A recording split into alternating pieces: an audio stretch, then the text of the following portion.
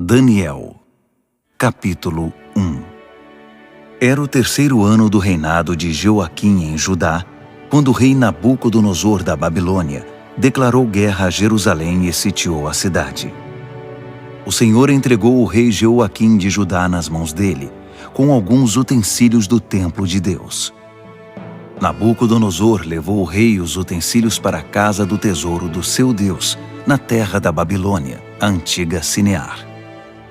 O rei ordenou a Aspenaz, chefe de pessoal do palácio, que escolhesse alguns israelitas da família real e da nobreza, jovens que fossem saudáveis e de boa aparência, inteligentes e de boa formação, de potencial para cargos de liderança no governo, gente de elite, e lhes ensinasse a língua e a cultura da Babilônia. O rei ordenou também que servissem a eles o mesmo cardápio do rei. Comiam do bom e do melhor e o mais fino vinho. Depois de 3 anos de treinamento, assumiriam cargos na corte do rei. 4 homens de Judá, Daniel, Ananias, Misael e Azarias, estavam entre os escolhidos. O chefe de pessoal do palácio deu a eles nomes babilônicos. Daniel passou a chamar-se Beltesazar. Ananias foi chamado Sadraque. Misael foi chamado Mesaque. E Azarias foi chamado Abed-nego. Mas Daniel decidiu que não iria ficar impuro com a comida do rei, nem beber o vinho dele. Por isso pediu ao chefe de pessoal do palácio que o autorizasse a não comer do cardápio do rei. Pela graça de Deus, o chefe de pessoal do palácio gostou de Daniel e autorizou, mas o advertiu. Tenho medo que meu senhor o rei possa fazer. Foi ele quem determinou esse cardápio. E se perceber que vocês não estão saudáveis como os outros, vai pedir minha cabeça. E então Daniel apelou ao responsável que havia sido designado pelo chefe de pessoal do palácio para cuidar dele, de Ananias, Misael e Azarias. Faça uma experiência conosco por 10 dias. Traga apenas vegetais e água. Depois nos compare com os jovens que se alimentam do cardápio do rei e tome sua decisão. O responsável por eles concordou e os alimentou com vegetais e água durante 10 dias. Ao final dos 10 dias, eles tinham aparência melhor e pareciam mais saudáveis que todos os outros. Assim, o responsável continuou a dispensá-los da comida e da bebida do cardápio do rei e servia-lhes apenas vegetais. Deus deu a esses 4 jovens conhecimento e habilidades em todas as áreas, tanto teórica quanto prática. Além disso, Daniel tinha o dom de interpretar todo tipo de visões e sonhos. Ao final do tempo determinado pelo rei para o treinamento, o chefe de pessoal do palácio os levou para a presença de Nabucodonosor. Quando os entrevistou, o rei os achou muito melhores que todos os outros. Ninguém estava tão bem quanto Daniel, Ananias, Misael e Azarias. E assim eles assumiram suas responsabilidades na corte do rei. Sempre que o rei os consultava sobre qualquer assunto, teórico ou prático, eles se mostravam 10 vezes melhores que todos os magos e encantadores do reino juntos. Daniel continuou no serviço do rei até o 1º ano do reinado do rei Ciro. Daniel, capítulo 2. No 2º ano do seu reinado, o rei Nabucodonosor teve alguns sonhos que o estavam deixando maluco, tanto que ele nem conseguia mais dormir. Chamou então todos os magos, encantadores, feiticeiros e astrólogos da Babilônia para que interpretassem seus sonhos. Quando estavam todos na presença do rei, ele disse: Tive um sonho e não consigo tirá-lo da cabeça. Não vou conseguir dormir até saber o que significa. Os astrólogos, falando em aramaico, disseram: Que o rei viva para sempre. Conte-nos os sonhos e vamos interpretá-lo. O rei respondeu: Meu decreto é este. Se vocês não conseguirem me dizer qual é o sonho e me dar a interpretação, vou fazer picadinho de vocês e destruir suas casas. Mas se me contarem o sonho e derem a interpretação, vou encher vocês de presentes e serão muito honrados. Então, digam-me qual foi o sonho e me deem a interpretação. Eles responderam: Vossa Majestade, por favor, conte-nos o sonho. Então daremos a interpretação. Mas o rei disse: Eu sei o que vocês estão tentando fazer. Vocês só querem ganhar tempo. Sabem que estão numa enrascada, e se não conseguirem me contar o sonho, estarão numa fria. Estou até vendo. Vocês vão inventar uma história qualquer e me enrolar até que eu mude de ideia. Nada disso. Primeiro me contem o sonho, e então vou saber se são capazes de me dar a interpretação ou se estão só me enrolando. Os astrólogos responderam: Ninguém em nenhum lugar do mundo pode fazer o que o rei está pedindo. E nenhum rei jamais pediu uma coisa dessas a nenhum mago, encantador ou astrólogo. O que Vossa Majestade está pedindo é impossível, a não ser que algum deus o revele. E os deuses não vivem no meio de gente como nós. A resposta deixou o rei furioso. Ele perdeu a paciência e ordenou que todos os sábios da Babilônia fossem executados. A sentença de morte foi anunciada, e Daniel e seus amigos estavam entre os condenados à morte. Enquanto Arioque, chefe da guarda real, fazia os preparativos para a execução, Daniel sabiamente chamou-o de lado e lhe perguntou o que estava acontecendo. Por que o rei deu uma ordem como essa, tão de repente?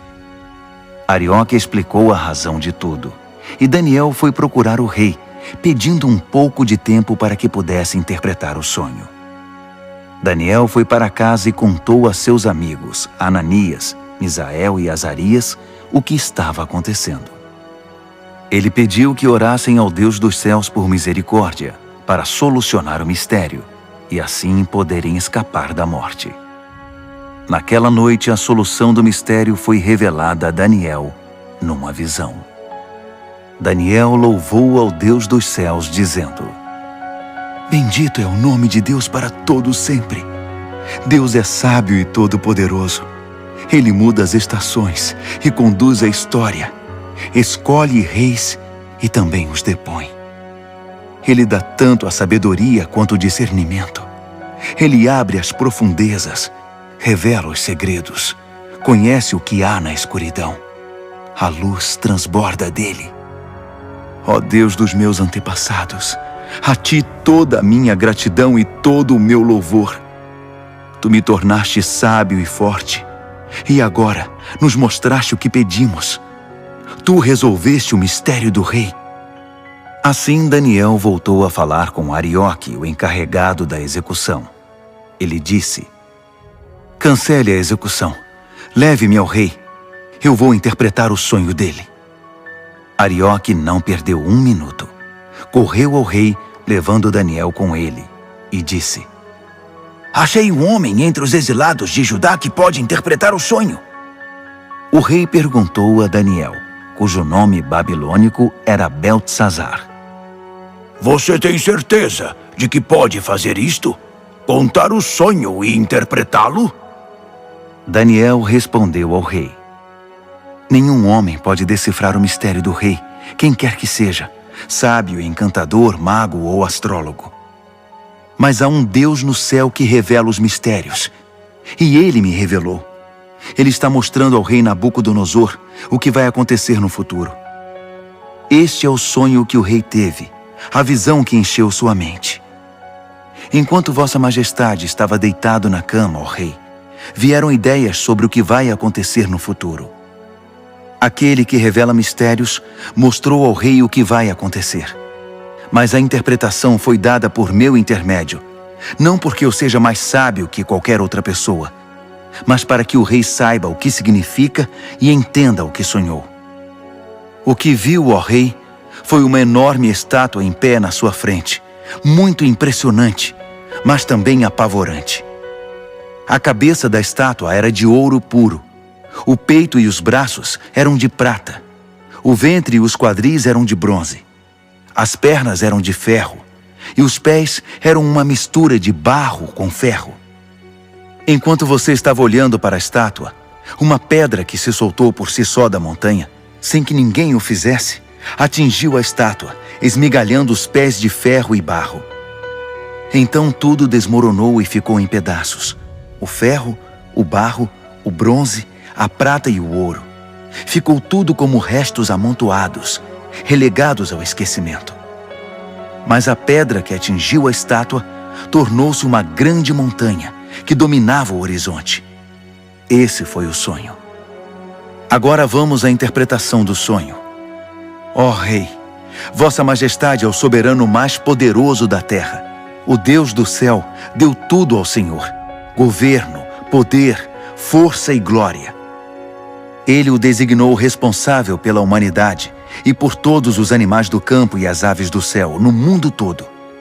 O rei é o cabeça de todos os governantes. É a cabeça de ouro.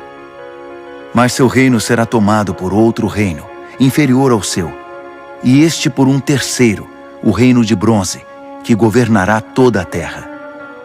Por fim, um quarto reino, forte como o ferro, assumirá o poder.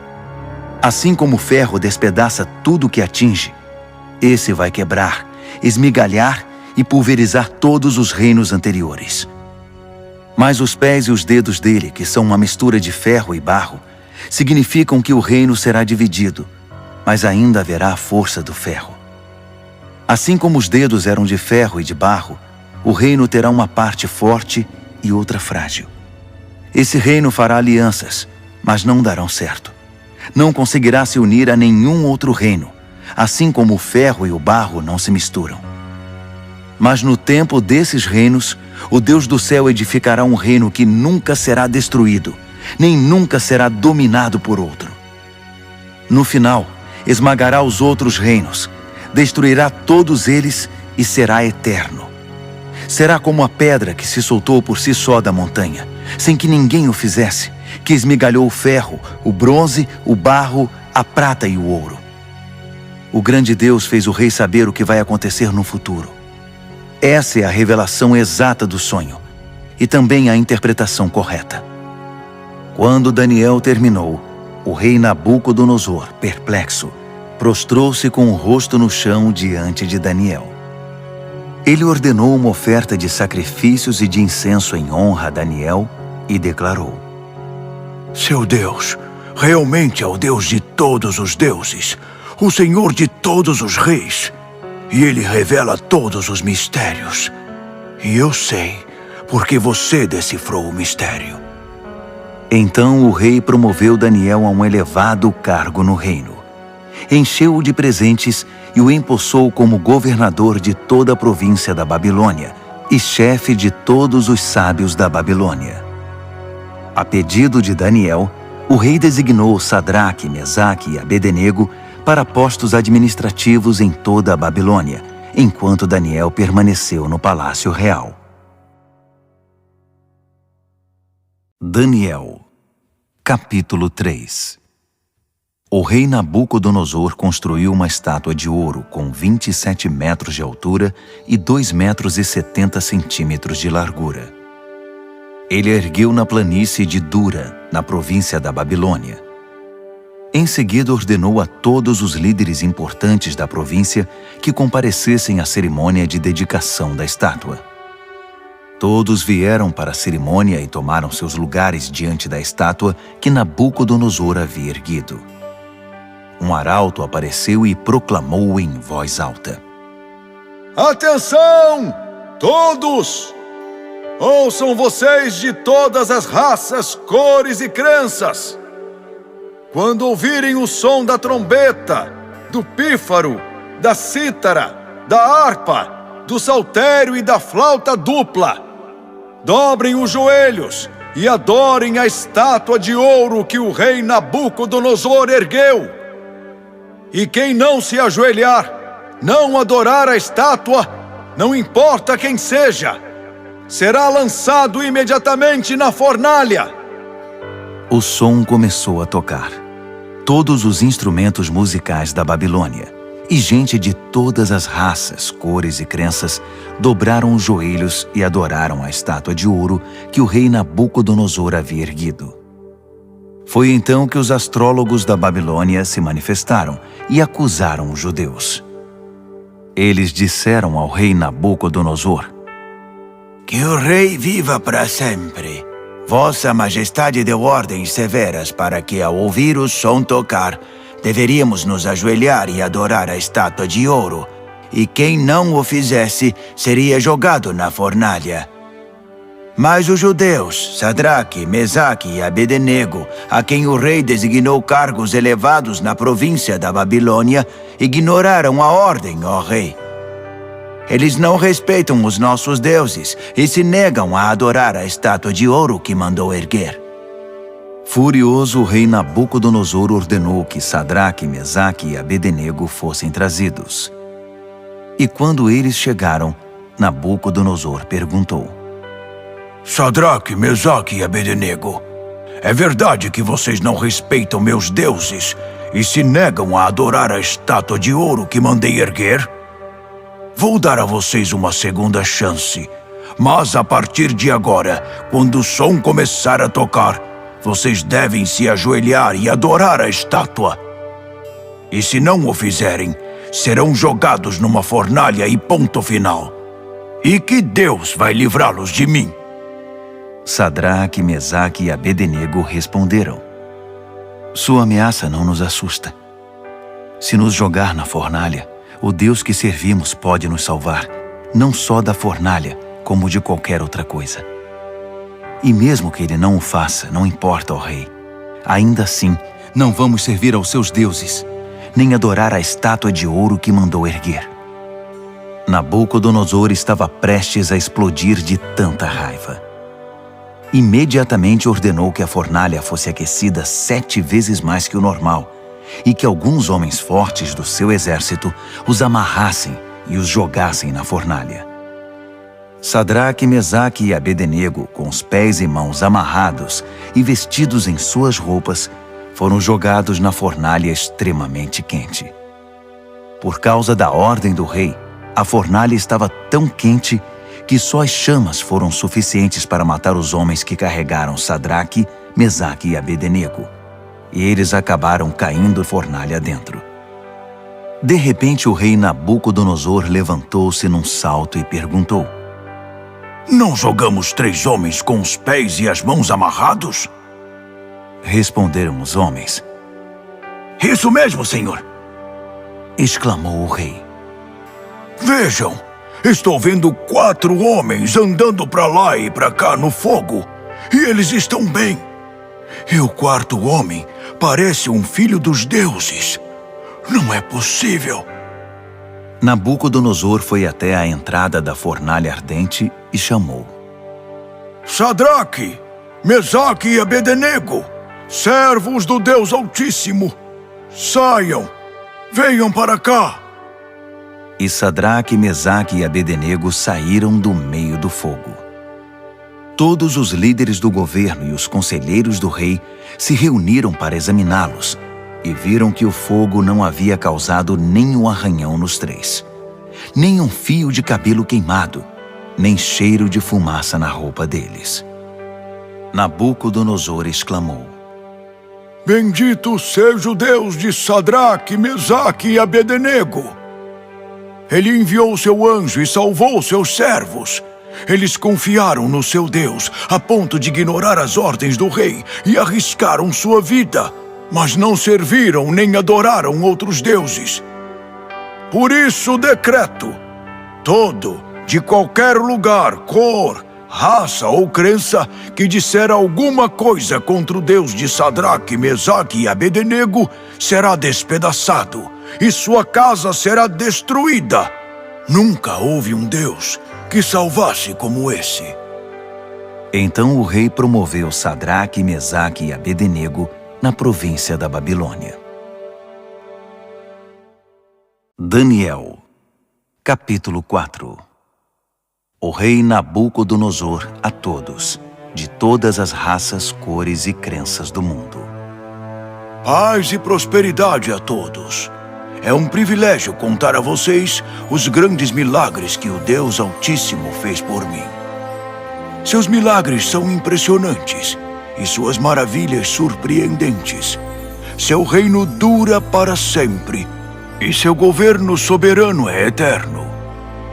Eu, Nabucodonosor, vivia tranquilo no meu palácio, mas tive um sonho, quase um pesadelo, que me deixou abalado. Mandei buscar todos os sábios da Babilônia para que interpretassem o sonho. Quando todos estavam reunidos, magos, encantadores, astrólogos e adivinhos, contei-lhes o sonho, mas ninguém conseguiu dizer o significado. Mas veio Daniel, um homem cheio do Espírito Santo divino, e contei a ele o sonho. O seu nome babilônico é Beltesazar, assim chamado em homenagem ao meu Deus. Beltesazar, eu disse, chefe dos magos, sei que você é um homem cheio do Espírito Santo divino e que não há mistério que você não consiga desvendar. Ouça este sonho que eu tive e interprete-o para mim. Isto foi o que vi deitado na minha cama. Havia uma grande árvore no centro do mundo. Eu olhei e a árvore cresceu, tornando-se maior ainda. Seu topo alcançava o céu e era visto de todos os lugares da terra. Suas folhas eram belas e seus frutos fartos, produzindo comida suficiente para todos. Os animais se abrigavam debaixo dela e as aves faziam ninhos nos galhos. Todo mundo dependia dela.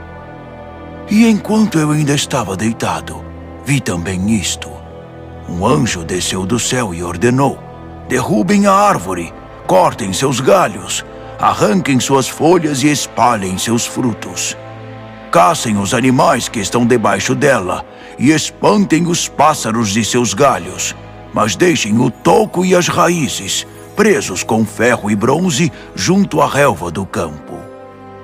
Deixem que ele seja molhado pelo orvalho do céu e se alimente de capim com os animais. Que ele perca a mente humana e seja como um animal, e assim seja até que se passe 7 tempos. Os anjos anunciam esse decreto, as santas sentinelas trazem essa sentença, para que todos que vivem saibam que o Deus Altíssimo tem domínio sobre os reinos dos homens. Ele conduz tudo conforme seu querer, e de gente simples faz poderosos. Isso é o que eu, rei Nabucodonosor, sonhei. Beltesazar, agora é sua vez de interpretar o sonho para mim. Ninguém entre os sábios da Babilônia conseguiu ver sentido algum nele, mas tenho certeza de que você pode interpretá-lo, pois é cheio do Espírito Santo divino. Daniel, Beltesazar, ficou tão apavorado por um momento que nem conseguia falar. Disse o rei: Beltesazar, fique calmo. Não deixe que o sonho e a interpretação o assustem. Disse Beltesazar: meu senhor, gostaria que esse sonho fosse sobre seus inimigos e a interpretação para seus adversários. A árvore que você viu e que cresceu e ficou tão alta que o topo alcançava o céu, visível dos 4 cantos da terra. A árvore de folhagem viçosa e fartos frutos, suficiente para todos. A árvore sob a qual os animais buscavam refúgio e na qual as aves faziam seus ninhos. É o Senhor, ó Rei. Vossa Majestade é a árvore. Você cresceu e ficou forte. Sua Majestade atinge o céu e seu governo se estende aos 4 cantos da terra. E os anjos que desciam do céu proclamando: derrubem a árvore, destruam-na, mas deixem o toco e suas raízes na terra, presos com ferro e bronze junto à relva do campo. Deixem que ele seja molhado pelo orvalho do céu e que se alimente de grama com os animais durante 7 tempos. Isso, ó Rei, também se refere ao Senhor. Significa que o Deus Altíssimo proclamou uma sentença contra o rei.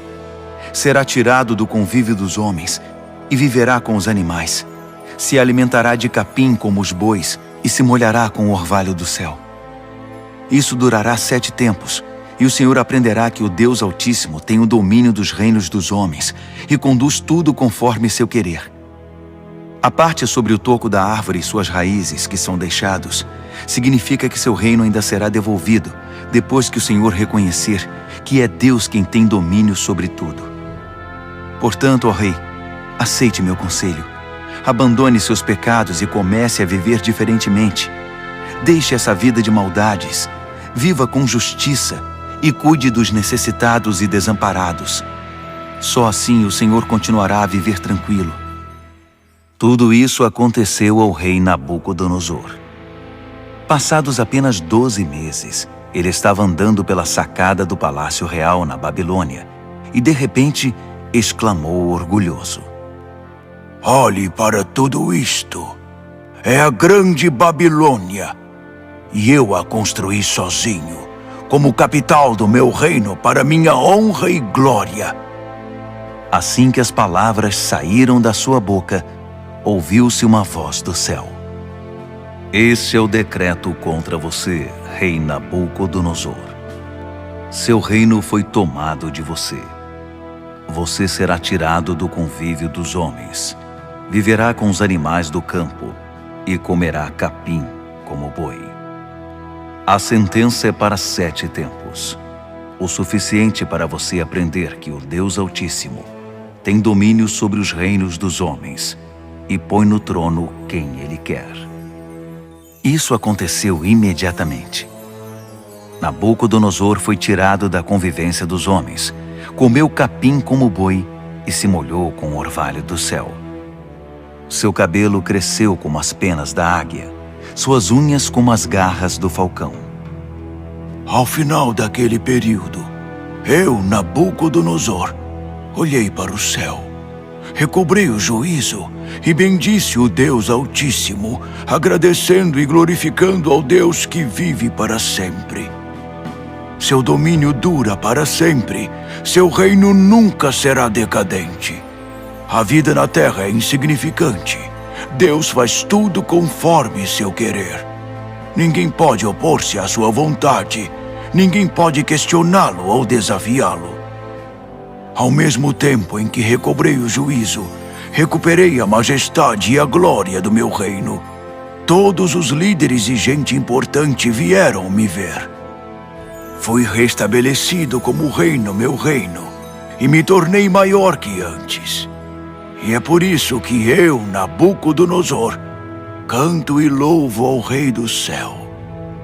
Tudo o que ele faz é justo, e ele o faz da maneira certa. Ele sabe como tratar gente orgulhosa e tem o poder para torná-los humildes. Daniel, capítulo 5. O rei Belsazar convidou 1000 de seus nobres para um grande banquete. O vinho era muito bem servido.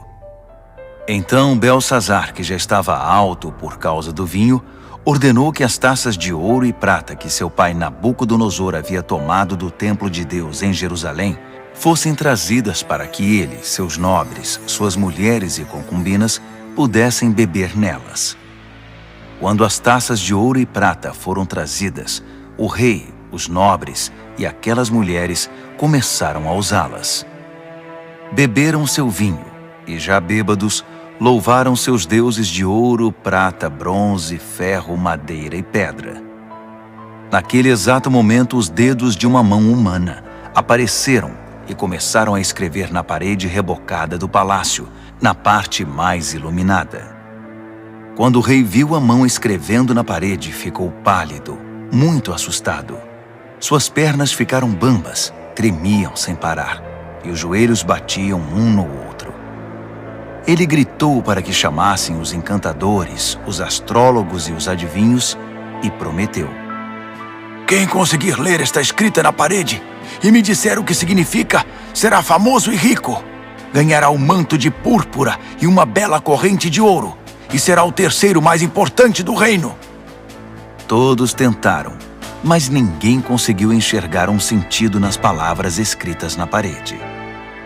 Ninguém conseguia entender o que estava escrito, muito menos interpretá-lo. Então o rei ficou apavorado, pálido, em completo estado de choque. Os nobres também estavam em pânico.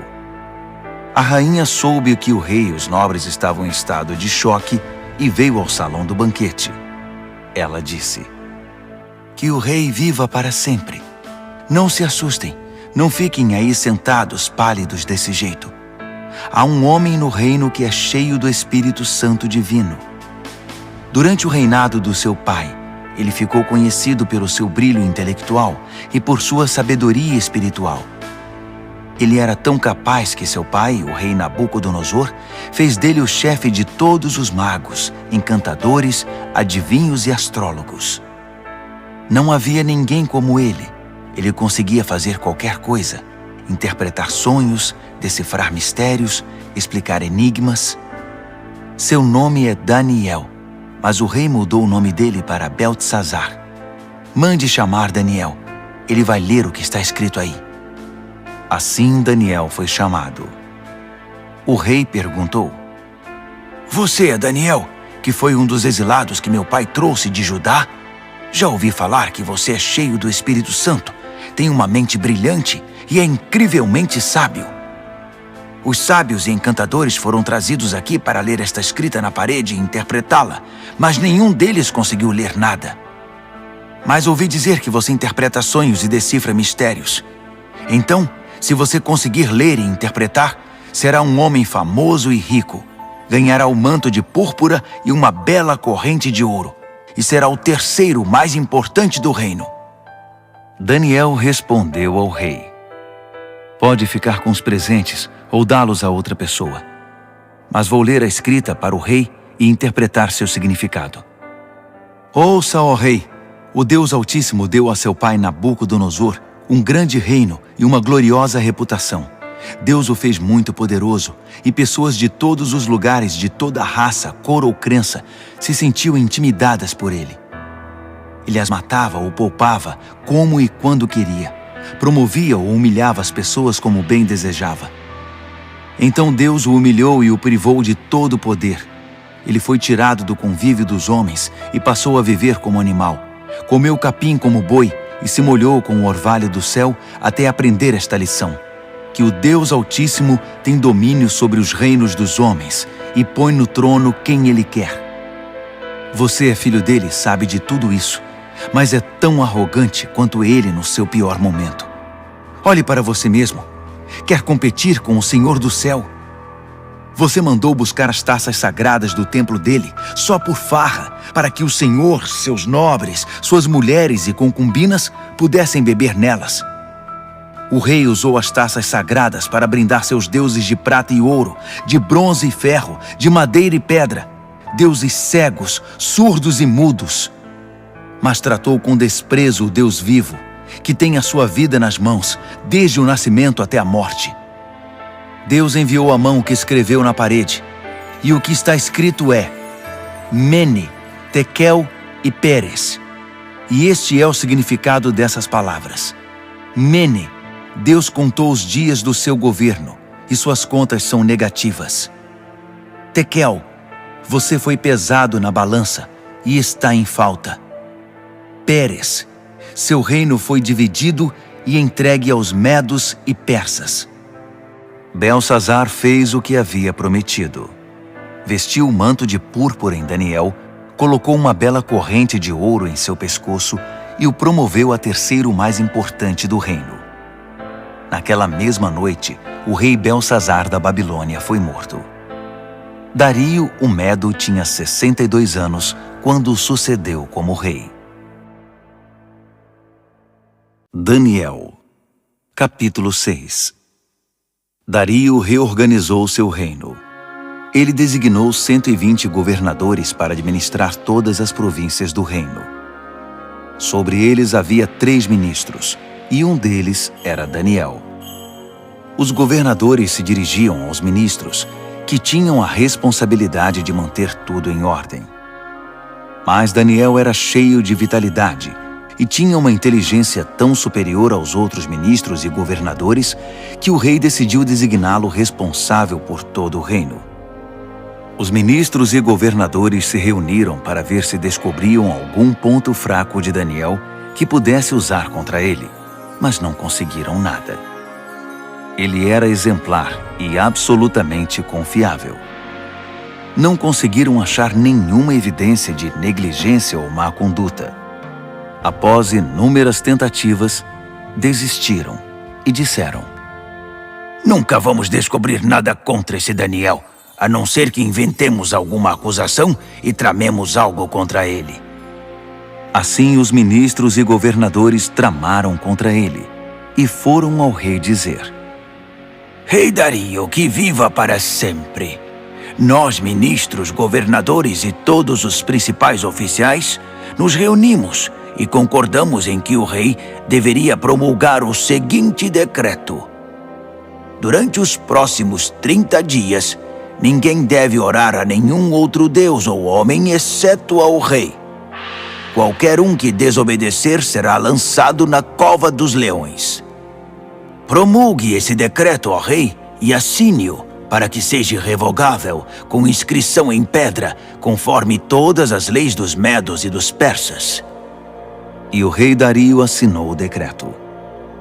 Daniel soube que esse decreto havia sido promulgado, mas continuou a orar como sempre fazia.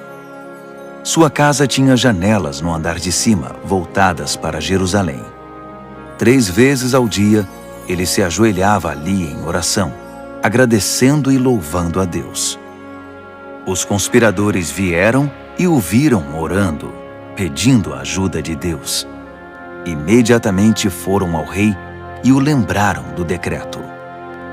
O rei não assinou uma lei proibindo qualquer pessoa de orar a qualquer deus ou homem, exceto ao rei durante 30 dias? E qualquer pessoa que fosse apanhada fazendo isso seria jogada na cova dos leões? O rei confirmou: Com certeza, como inscrição em pedra, conforme todas as leis dos medos e dos persas. Então eles disseram: Daniel é um dos exilados judeus. Ignora sua ordem e desafia sua lei. Ele ora 3 vezes ao dia. O rei ficou desconcertado e tentou de todas as formas livrar Daniel da complicação em que o havia colocado. Ele pensou nisso o dia todo. Mas os conspiradores voltaram. Lembre-se, ó rei, é uma lei conforme todas as leis dos medos e dos persas. Irrevogável. O rei cedeu e ordenou que Daniel fosse trazido e jogado na cova dos leões. Mas ele disse a Daniel: Seu Deus, a quem você é tão leal, vai livrar você desta situação. Uma pedra foi colocada sobre a entrada da cova. O rei selou a pedra com seu anel e com os anéis de todos os seus nobres, porque não podia ser revogado. O rei voltou para o palácio, mas não comeu nem conseguiu dormir. Passou a noite preocupado. Ao romper do dia, ele se levantou e foi depressa à cova dos leões. Quando chegou perto, chamou o aflito: Daniel, servo do Deus Altíssimo! Será que seu Deus, a quem você serve tão fielmente, livrou você dos leões? Daniel respondeu: Que o rei viva para sempre! Meu Deus enviou seu anjo que fechou a boca dos leões para que não me fizessem nenhum mal. Fui considerado inocente diante de Deus e também diante do Senhor, ó rei, pois não fiz mal algum ao Senhor. Quando o rei ouviu essas palavras, ficou muito feliz. Ele ordenou que Daniel fosse retirado da cova. Depois que ele saiu, verificou-se que não havia nenhum arranhão sequer. Ele havia confiado em seu Deus. Então o rei ordenou que os conselheiros que tinham conspirado contra Daniel fossem jogados na cova dos leões, com suas mulheres e filhos. Antes mesmo de chegar ao fundo da cova, os leões já os agarraram e os despedaçaram. O rei Dario divulgou esta proclamação a todos na terra, de qualquer raça, cor e crença. A paz esteja com vocês. Muita paz. Decreto que o Deus de Daniel seja adorado e temido em todo o meu reino. Ele é o Deus vivo e permanece para sempre. Seu reino nunca é destruído. Seu governo continua eternamente. Ele é o Salvador e o Redentor. Ele realiza milagres impressionantes nos céus e na terra. Ele livrou Daniel do poder dos leões. Daniel foi muito bem tratado no restante do reinado de Dario e também no reinado seguinte, de Ciro, o persa.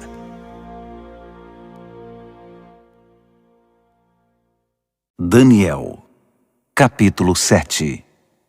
No primeiro ano do rei Belsazar da Babilônia, Daniel teve um sonho. O que ele viu enquanto dormia o apavorou. Um verdadeiro pesadelo. E ele escreveu seu sonho. No meu sonho, naquela noite, vi os 4 ventos dos céus soprando e formando uma grande tempestade no mar. 4 animais enormes, diferentes uns dos outros, subiam do mar. O primeiro animal parecia um leão, mas tinha asas de águia. Enquanto eu observava, suas asas foram arrancadas. Ele foi levantado e ficou de pé como um homem. Em seguida, deram-lhe um coração humano. Depois vi um segundo animal, que parecia um urso. Ele se levantou, segurando 3 costelas nas mandíbulas, e recebeu esta ordem: ataque, devore tudo, encha a barriga. Em seguida vi outro animal. Parecia um leopardo. Tinha 4 asas como de pássaro nas costas. Esse animal tinha 4 cabeças e recebeu autoridade para governar. Depois disso, um 4º animal apareceu no meu sonho. Esse era apavorante, medonho. Tinha enormes dentes de ferro, triturava e devorava suas vítimas. Qualquer coisa que sobrava no chão, ele pisava e esmagava. Era diferente dos outros animais, um verdadeiro monstro. E tinha 10 chifres. Enquanto eu observava os chifres, tentava imaginar o que significavam. Nasceu nele outro chifre, mas este era pequeno. 3 dos chifres que já tinha foram arrancados para dar lugar a ele. Havia olhos humanos no pequeno chifre e uma boca grande que falava com arrogância. Enquanto eu observava tudo isso, tronos foram estabelecidos e um ancião tomou seu lugar. Suas roupas eram brancas como a neve, o cabelo alvo como a lã. Seu trono estava envolto em chamas, as rodas brilhavam intensamente. Um rio de fogo jorrava do trono. Milhares de milhares o serviam, milhões o atendiam. Pediu-se silêncio no tribunal e os livros foram abertos. Continuei observando. O chifre pequeno falava com arrogância e enquanto eu observava, o monstro foi morto e seu corpo foi lançado no fogo.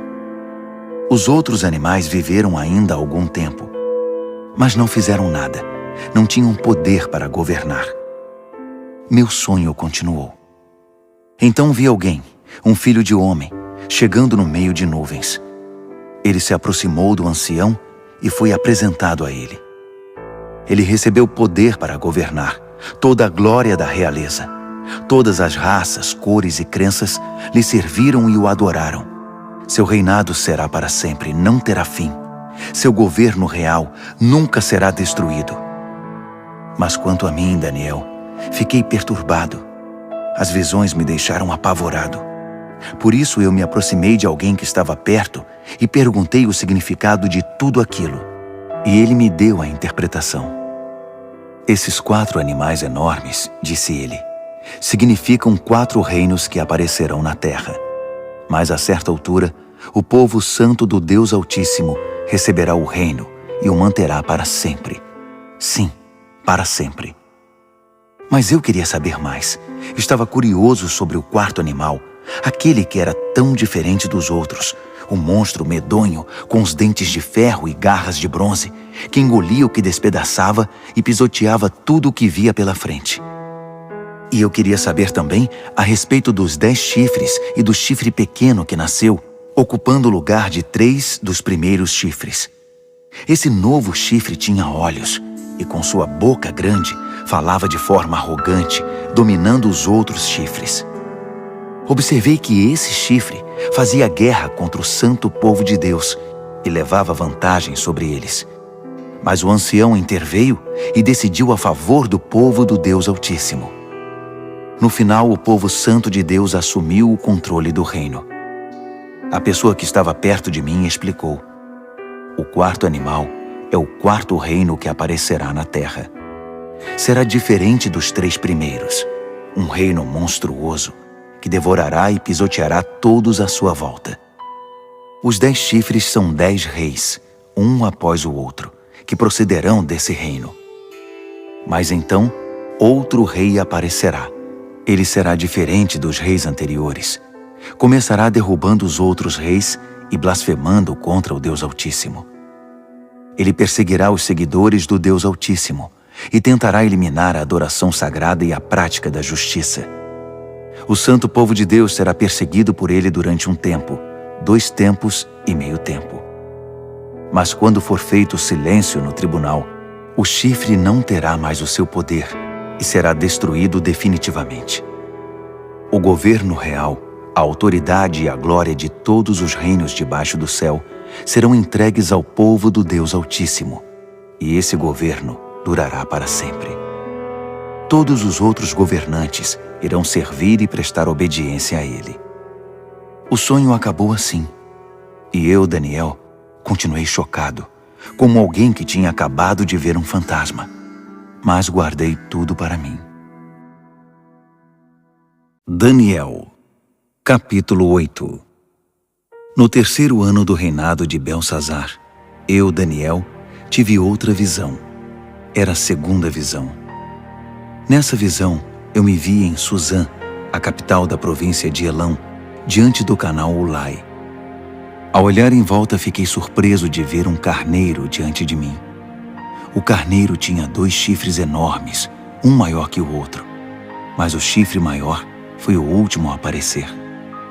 Fiquei observando enquanto o carneiro avançava, primeiro para o oeste, depois para o norte e então para o sul. Nenhum animal conseguia enfrentá-lo. Ele fazia o que queria e, todo arrogante, posava de rei dos animais. Enquanto eu observava, tentando entender o significado de tudo aquilo, vi também um bode que tinha um enorme chifre no meio da testa. Ele vinha do oeste e percorreu toda a terra, sem tocar o solo uma única vez. O bode aproximou-se do carneiro de 2 chifres que eu tinha visto antes diante do canal e o atacou ferozmente.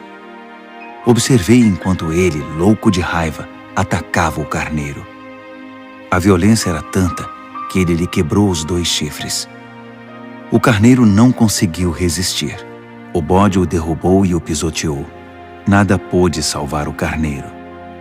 Então o bode tornou-se cada vez mais arrogante, e no auge do poder, seu chifre imenso se quebrou, e 4 outros chifres enormes surgiram no lugar, apontando para o norte, o sul, o leste e o oeste. De um desses grandes chifres surgiu outro chifre pequeno, mas o seu poder cresceu até atingir o sul e o leste, e a querida terra prometida. Cresceu tanto que atingiu as estrelas, o exército celestial, e lançou algumas delas na terra e as pisoteou. Ele ousou até desafiar o poder de Deus, o príncipe do exército celestial. Ele acabou com a adoração diária e profanou o santuário. Como castigo pelos seus pecados, o santo povo de Deus também foi atacado por ele. O chifre desprezou a verdade de Deus. Extremamente arrogante, dominou tudo o que via pela frente. Naquele momento ouvi 2 anjos conversando. O primeiro perguntou: quanto tempo vai durar isso?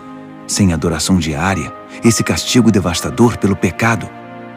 E o povo de Deus e o santuário vão continuar sendo desprezados e pisoteados? O outro respondeu: um período de 2.300 tardes e manhãs. Então, o santuário será restaurado. Enquanto eu, Daniel, estava tentando encontrar um sentido no que via, uma figura humana apareceu diante de mim. Ouvi uma voz de homem que vinha do canal de Ulai e chamava: Gabriel, diga a este homem o que está acontecendo. Explique a visão a ele. Ele veio até mim, mas quando se aproximou, fiquei aterrorizado e me prostrei com o rosto em terra. Ele disse: Entenda que esta visão diz respeito ao final dos tempos. Assim que ele falou, eu desmaiei, com o rosto no chão. Mas ele me despertou e me levantou. Ele continuou: vou contar a você o que vai acontecer nos dias de juízo, pois haverá um fim para tudo isso. O carneiro de 2 chifres que você viu representa os 2 reis dos Medos e dos Persas. O bode representa o reino dos gregos, e o chifre enorme na testa dele é o primeiro rei. Os 4 chifres que surgiram no lugar dele, depois que foi quebrado, são os 4 reis que virão depois dele, mas sem o mesmo poder. Quando o reinado deles estiver no fim e as rebeliões se intensificarem, surgirá um rei cruel, um mestre da maldade. Seu poder aumentará imensamente. Ele será arrogante, de fala autoritária, fazendo exatamente o que quer. Derrubará poderosos e santos por todos os lados.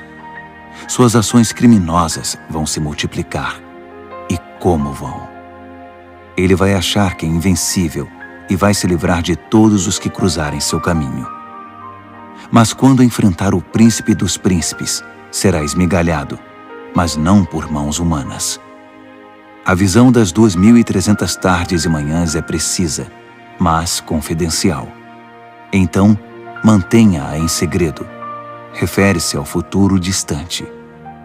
Eu, Daniel, acabado, esgotado por alguns dias, finalmente encontrei forças para voltar ao trabalho e tratar dos negócios do rei. Mas continuei apavorado com a visão, pois não conseguia entender coisa alguma. Daniel, capítulo 9. Dario, filho de Xerxes, da linhagem dos Medos, tornou-se rei da Babilônia. No primeiro ano do seu reinado, eu, Daniel, meditava nas Escrituras, e de acordo com a mensagem do Eterno ao profeta Jeremias, Jerusalém teria de ficar em ruínas durante 70 anos. Recorri ao Senhor Deus em busca de uma resposta, orava com dedicação e sinceridade, jejuava, vestia pano de saco e me ajoelhava nas cinzas. Derramei meu coração e abri minha alma para o Eterno, meu Deus.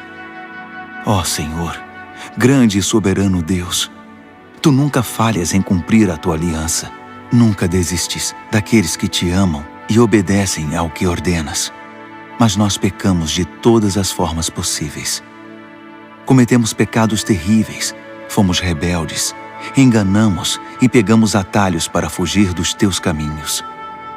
Fizemo-nos de surdos diante dos Teus servos, os profetas, que pregaram Tua mensagem aos nossos reis e líderes, aos nossos pais e a todo o povo da terra. Tu fizeste tudo certo, Senhor, mas tudo que temos a apresentar é culpa e vergonha, todos nós, o povo de Judá, os cidadãos de Jerusalém, Israel no exílio e em todos os lugares por onde fomos espalhados, por ter Te traído. Ah, sim, fomos envergonhados publicamente, todos nós, nossos reis, líderes, pais, diante do mundo. Mas foi bem merecido, por causa do nosso pecado. A Tua compaixão é nossa única esperança, ó Senhor, o nosso Deus, porque na nossa rebeldia abrimos mão dos nossos direitos. Não prestamos atenção em Ti quando nos disseste como deveríamos viver, nem obedecemos ao ensinamento proclamado por Teus servos, os profetas. Todos nós em Israel optamos por Te ignorar. Desprezamos Tuas instruções para fazer apenas o que era do nosso agrado. E agora estamos pagando por isso.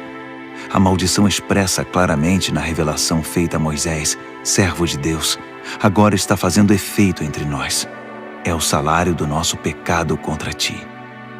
Fizeste a nossos governantes o que prometeste fazer. Trouxeste desgraça sobre nós em Jerusalém, a pior já registrada. E como estava escrito na revelação de Deus a Moisés, a catástrofe foi total. Nada foi poupado. Nós nos mostramos obstinados no nosso pecado, sem nunca considerar Tuas orientações, ignorando Tuas advertências. Assim, com razão, deixaste que a desgraça viesse sobre nós com tudo. Tu, ó Eterno, Tens todo o direito de fazer isso, pois nós te ignoramos de maneira persistente, com muita culpa no cartório. Ó Senhor, Tu és nosso Deus, pois livraste Teu povo da terra do Egito numa grande demonstração de poder. O povo ainda fala nisso. Confessamos que pecamos, que vivemos uma vida de maldades. Como sempre tens agido, consertando as coisas e endireitando as pessoas. Por favor, afasta Tua grande ira contra Jerusalém, que é a Tua cidade, Teu santo monte. Sabemos que foi por culpa nossa que isso aconteceu. Tudo por causa do nosso pecado e do pecado de nossos pais. E agora estamos envergonhados diante de todos. Somos motivo de zombaria na nossa vizinhança. Por isso, ouve, ó Deus, esta oração sincera do Teu servo. Tem misericórdia do Teu santuário arruinado. Age de acordo com o que és, não segundo o que somos. Atende nossa oração, ó Deus. Abre os olhos e observa a nossa cidade arruinada, a cidade chamada pelo Teu nome. Sabemos que não merecemos Tua atenção. Nosso apelo é a Tua compaixão. Esta oração é nossa única esperança. Senhor, ouve-nos. Senhor, perdoa-nos. Senhor, olha para nós e faz alguma coisa. Senhor, não nos desprezes. Tua cidade e Teu povo são chamados pelo Teu nome. Defende Teus interesses. Enquanto eu derramava meu coração, confessando meu pecado e o pecado do meu povo Israel, orava e apresentava toda a minha vida diante do Eterno e intercedia pelo santo monte do meu Deus. Enquanto eu estava mergulhado na oração, Gabriel, o ser semelhante a um homem, aquele que eu tinha visto numa visão anterior, aproximou-se de mim, voando como uma ave na hora da adoração da noite. Ele se pôs diante de mim e disse: Daniel, vim esclarecer as coisas. Assim que você começou sua oração, a resposta foi dada, e agora estou aqui para entregá-la. Você é muito amado, por isso, ouça com cuidado para entender o significado da revelação. 70 semanas estão decretadas para seu povo e sua santa cidade, como forma de conter a rebelião, dar fim ao pecado, arrancar o crime pela raiz, estabelecer a justiça para sempre, cumprir a profecia e ungir o lugar santíssimo. Aqui está o que você precisa entender. Desde o momento em que a ordem for dada para a reconstrução de Jerusalém, até a vinda do líder ungido, haverá 7 semanas. A reconstrução levará 62 semanas, incluindo a construção de ruas e muros. Serão tempos difíceis. Depois das 62 semanas, o líder ungido será morto. É o seu fim. A cidade e o santuário serão arruinados pelo exército do novo líder que chegar. O fim virá de repente, como uma onda enorme. Haverá guerras até o fim, e a desolação estará na ordem do dia. Então, no período de 1 semana, ele fará muitas alianças importantes, mas na metade dessa semana, ele acabará com a adoração e as orações. No lugar da adoração, irá se instalar a besta da profanação, que permanecerá ali até finalmente ser destruída. Daniel, capítulo 10.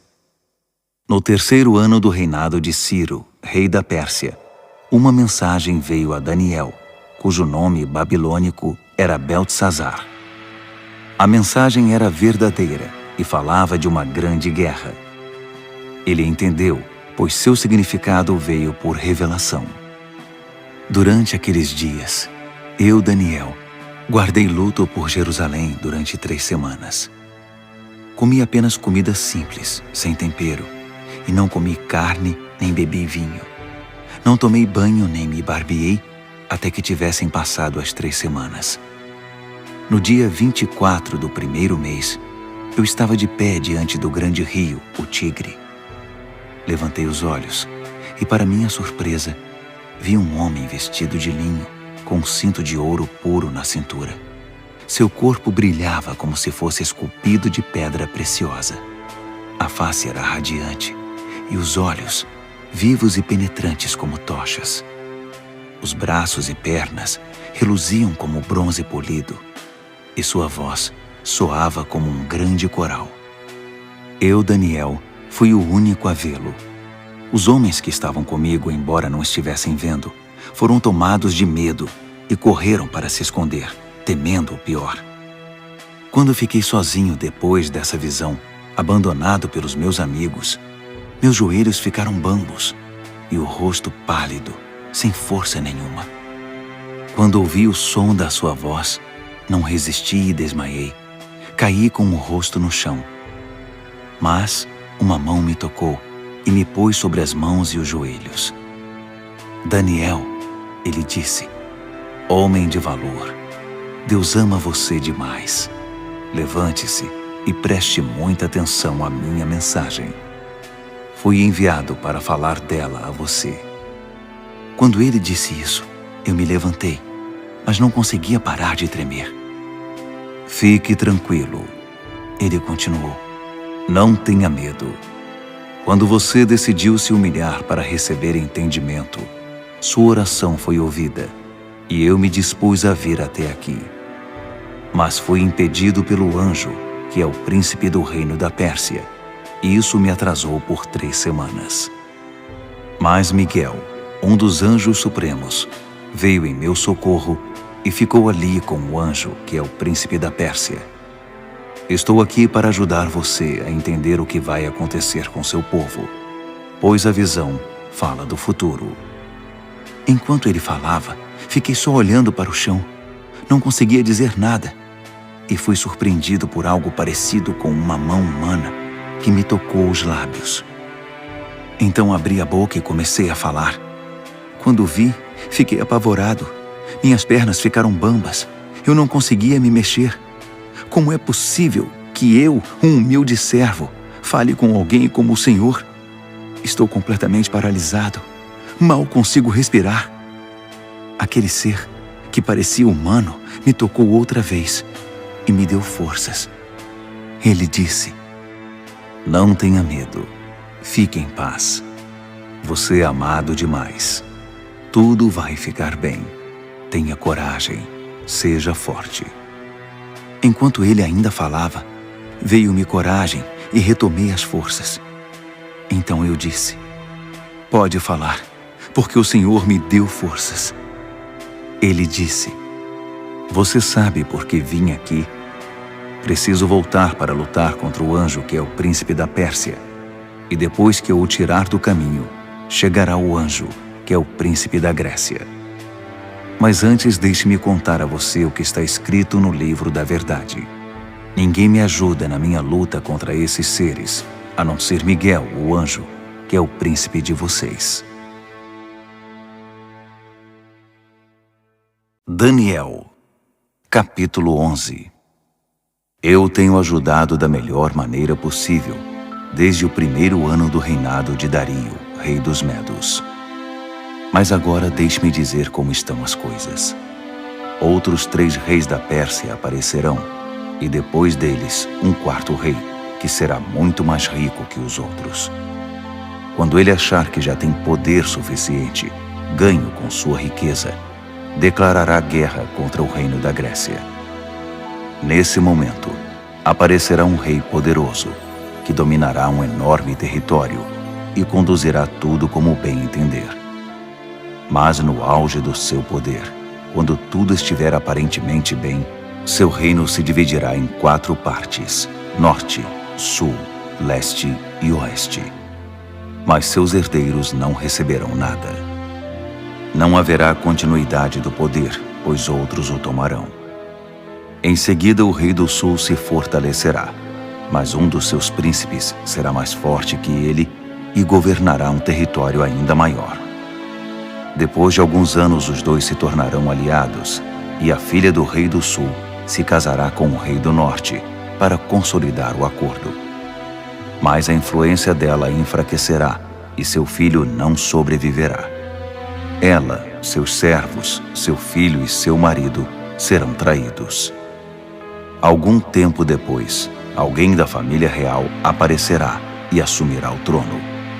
Ele assumirá o comando do exército, invadirá o norte e alcançará grande vitória.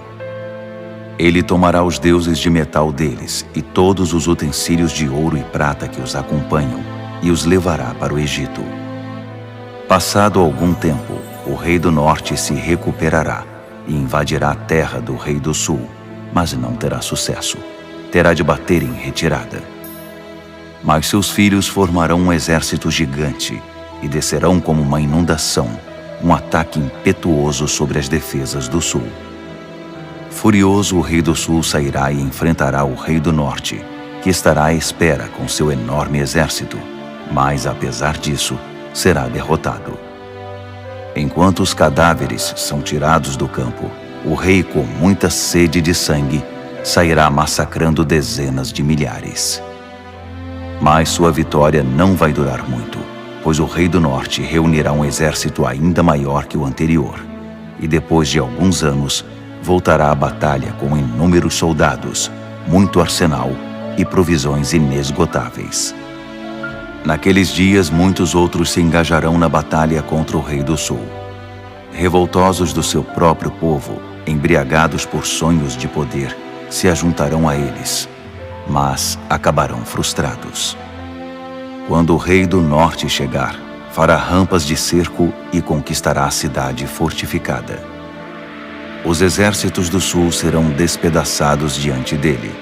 Nem mesmo suas famosas tropas de choque conterão o agressor. Ele entrará todo arrogante, como se fosse o dono de tudo. Ele se apossará da linda terra e se instalará aí. Depois, prosseguirá para ter controle total. Fará um tratado de paz e até dará sua filha em casamento ao rei do sul, parte de uma trama para destruí-lo de vez.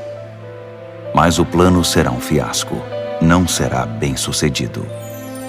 Mais tarde, voltará sua atenção para as regiões costeiras e fará inúmeros prisioneiros. Mas um general intervirá e dará um basta às suas ameaças. Quem metia medo ficará amedrontado. Ele voltará para casa e passará a cuidar dos próprios negócios. Mas a essa altura já estará acabado e logo já não se ouvirá mais falar dele. Ele será sucedido por um perdedor, já com seu governo, sua reputação e sua autoridade em frangalhos. Por isso não durará muito, sairá da história rapidamente, sem nem mesmo ter lutado. Seu lugar será preenchido por um sujeito desprezado e desprezível. Mas ele surpreenderá todos, saindo como que do nada e se apossando do reino. Ele avançará como um rolo compressor, e até o príncipe da aliança será esmagado. Depois de negociar um cessar-fogo, ele violará as condições. Que traidor! Com alguns poucos comparsas, assumirá o controle total. Ele invadirá as províncias mais ricas, quando elas menos esperarem. Ultrapassará todos seus antepassados. Prenderá e saqueará. Viverá com seus amigos num luxo desmedido. Ele fará planos contra as cidades fortificadas, mas não será por muito tempo. Ele ajuntará um grande exército muito bem armado para combater o rei do sul. Em resposta, o rei do sul manterá seu exército, ainda maior, a postos, pronto para a batalha. Mas não será capaz de sustentar essa condição por muito tempo, em razão das intrigas nas próprias fileiras. Sua corte estará minada por tramas e conspirações. Assim seu exército será esmagado e o campo de batalha ficará coberto de cadáveres. Os dois reis, ambos com planos maldosos um contra o outro, vão se sentar à mesa de conferências e negociarão seus engodos. Nada resultará desse tratado, que não passará de um emaranhado de mentiras. Mas ainda não é o fim. A história não acabou. O rei do norte irá para casa carregado de despojos, mas sua mente estará voltada para a destruição da Santa Aliança, enquanto estiver passando pela terra a caminho de casa. Um ano mais tarde, ele comandará nova invasão ao sul. Mas a segunda invasão não será como a primeira. Quando os navios romanos chegarem, ele dará meia volta e retornará para casa. Mas ao passar pela terra, seu ódio contra a Santa Aliança será despertado. Ele fará acordo com todos os que se dispuserem a trair a Santa Aliança, tomando o partido deles. Suas forças entrarão marchando e profanarão o santuário e a cidadela. Eles irão banir a adoração diária, substituindo-a pela besta da profanação. O rei do norte honrará os que traírem a Santa Aliança, corrompendo-os ainda mais com sua conversa sedutora. Mas os que forem leais a Deus tomarão posição firme a favor de Deus. Os que mantiverem o bom senso ensinarão o bem às multidões pelo exemplo. Eles serão submetidos a provas terríveis durante um certo período. Alguns serão mortos, outros queimados, alguns exilados, outros roubados.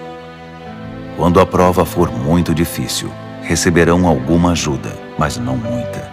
E muitos dos pretensos ajudadores se portarão com indiferença. A provação refinará e purificará os que mantiverem o bom senso e permanecerem leais, porque há ainda mais por vir. Enquanto isso, o rei do norte estará agindo sem impedimento.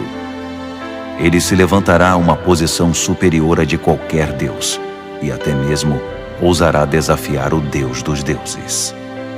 Por um tempo isso será tolerado, até que se complete esse tempo de juízo, pois o que foi decretado precisa ser cumprido.